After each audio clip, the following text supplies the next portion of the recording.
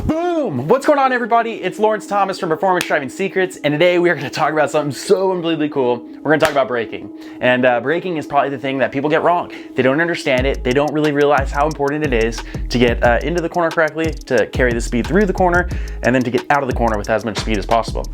So the secret is braking, and understanding how to use the brake pedal correctly. Yeah, it's difficult, but when you start to understand, you know, kind of the technique or your strategy behind it, man, piece of cake. It's super, super simple. So what I want to do is I want to break down the key parts to braking, how to do it correctly, and all that. So when you get on the racetrack next time, or you play your iRacing or any of that other stuff, you'll be able to shave some time off in the brake zone, or know how to do it properly, because that's important. So here's what we're gonna do. Let's draw out a corner on the board. We're gonna just do a simple right-hander.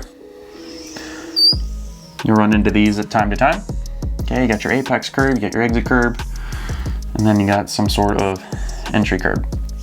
All right, so here's the thing.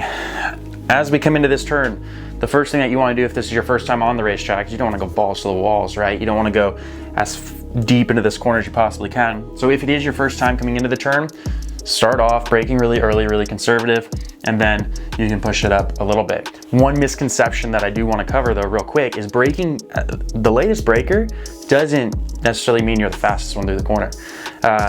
That's a huge misconception. Generally, when you brake as late as possible, you use too much brake pressure and then you overslow the car. So for all you late brakers out there, keep that in mind.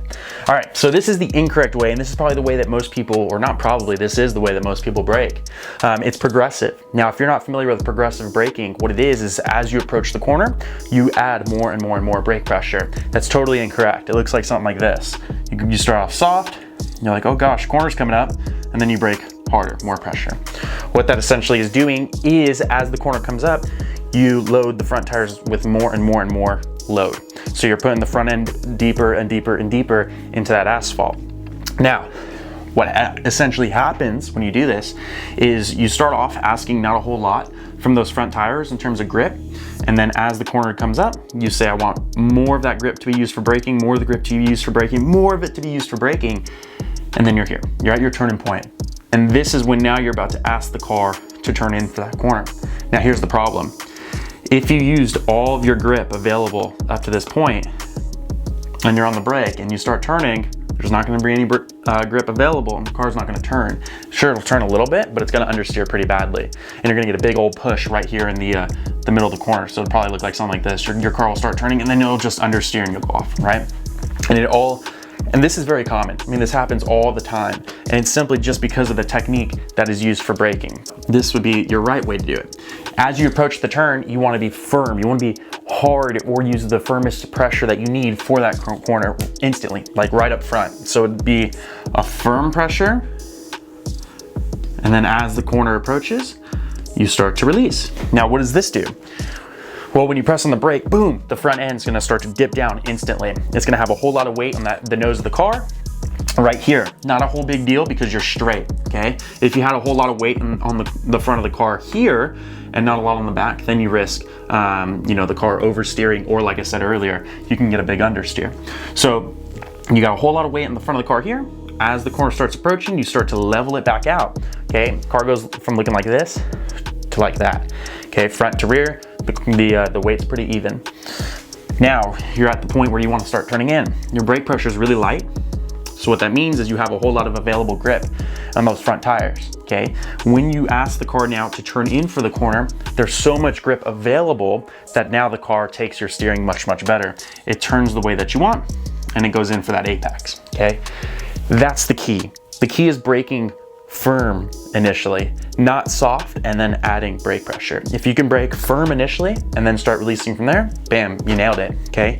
Now, of course, there's a sweet spot. If you go too deep, like let's say you just try to brake as late as you can and then you brake hard and then start releasing, man, you're gonna try to squeeze your braking zone into a really, really small section.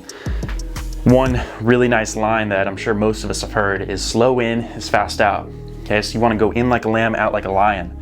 If you go in like a lion, you're gonna go out like a lamb, and the exit speed is king. Coming out of the corner fast is gonna lead you to the next corner fast. If you come out of the corner slow, well, you're gonna be slow to your next corner, okay? Make sense? So try to focus on this, okay? Firm initial brake pressure, hard up front, so that as you start to approach the corner, you can release the brake. One big thing that I didn't say, when you do turn in, you do want a light brake pressure. When I say light, like 10% brake pressure or less, okay, like super, super light. This just keeps the front end on the ground of those tires into the asphalt a little bit. It gives them a little bit more grip, and it actually helps your steering, okay? It's called trail braking. Some people call it balancing. You can call it whatever you want, but that's essentially what it's doing. You'll find that your steering will be much, much better, and it'll actually be a lot more precise. So you'll probably hit your apexes more, ultimately making you a lot faster, and that's what you want to do, all right? So with that, I want to thank you guys. If you like this video, click the like. You can comment, you can share it. Let me know what you think. All right, so I will see you guys later. Peace out.